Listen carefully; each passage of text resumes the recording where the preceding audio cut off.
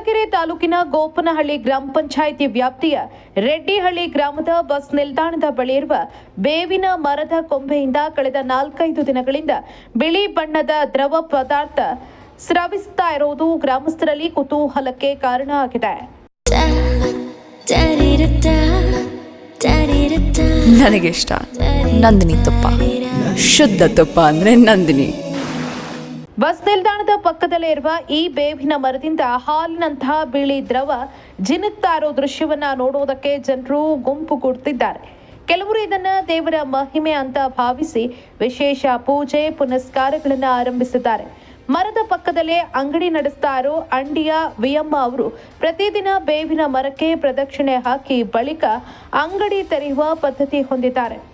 ಕಳೆದ 2 ದಿನಗಳಿಂದ ಮರದ ಕೊಂಬೆಯಿಂದ ಹಾಲಿನಂತ ಬಿಳಿ ದ್ರವ ಸ್ರವಿಸ್ತಾ ಇರೋದನ್ನ ಗಮನಿಸಿದ ಅವರು ಶುಕ್ರವಾರ ಈ ವಿಷಯವನ್ನ ಗ್ರಾಮಸ್ಥರಿಗೆ ತಿಳಿಸಿದ್ದಾರೆ.